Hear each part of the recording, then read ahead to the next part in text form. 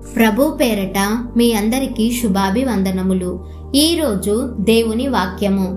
నీ సన్నిధిని సంపూర్ణ సంతోషము కలదు, నీ కుడి చేతిలో నిత్యము సుఖములు కలవు.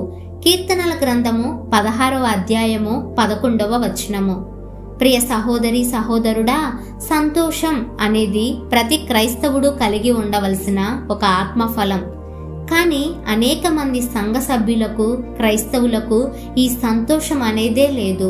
ఎందుకంటే వారు వారి మనస్సును, చిత్తాన్ని, శరీరాన్ని సంపూర్ణంగా పరిశుద్ధాత్మకు స్వాధీనపరచలేదు. కాబట్టే వారిలో సంతోషం లేదు. నిజంగా మన హృదయంలో సంతోషం ఉంటే మన ముఖంలో ఆ సంతోషం స్పష్టంగా కనిపిస్తుంది. ఒక వ్యక్తి పరిశుద్ధాత్మతో నింపబడినప్పుడు ఆ వ్యక్తి ప్రార్థనను ప్రేమిస్తాడు. మనల్ని శాశ్వతమైన ప్రేమతో ప్రేమించిన దేవుని సన్నిధికి మనం వచ్చినప్పుడు దేవుడు సంపూర్ణ సంతోషంతో మనల్ని నింపుతాడు.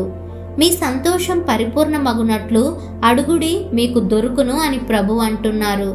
మనం ఆయన సన్నిధికి వచ్చి అడిగినప్పుడు దేవుడు తప్పకుండా సంతోషంగా మనకిస్తారు. అవి దేవుని చిత్తానుసారంగా మనం అడిగినవైతే. మనం దేవుడి సన్నిధికి వచ్చి అడగడం లేదు కాబట్టే మనం దేవుని నుండి ఏమీ పొందుకోలేకపోతున్నాం. దేవుడి సన్నిధికి వచ్చినప్పటికీ మనకు ఎటువంటి కష్టాలు, శ్రమలు ఉండవని కాదు. ఏమి ఉన్నా మనం దేవుని యందు ఆనందించడం వల్ల బలం పొందుకుంటాం. మన మీద దాడి చేయడానికి సాతాను కొన్నిసార్లు మనుషులను వాడుకుంటాడు. కానీ ఎంత దుఃఖం మనకెదురైనా ప్రభు సన్నిధిలో మనం గడుపుతూ సంతోషంగా ఉన్నప్పుడు పరలోకమందు దేవుడు మన ఫలం అధికంగా ఇస్తారు. పరలోకమందున్న దేవుడు ఇవన్నీ చూస్తున్నాడు కనుక దేవుని సన్నిధిని కలిగిన జీవితం మనందరం కలిగి ఉండులాగున దేవునికి ప్రార్థిద్దాం. ప్రార్థన.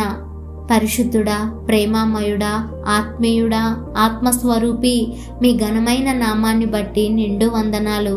అయ్యా, ఈరోజు విచారంగా, దిగులుతో మా జీవితాలు గడపడానికి కారణం మీ సన్నిధికి రాకపోవడమే కదా. అయ్యా, మమ్ములను క్షమించండి.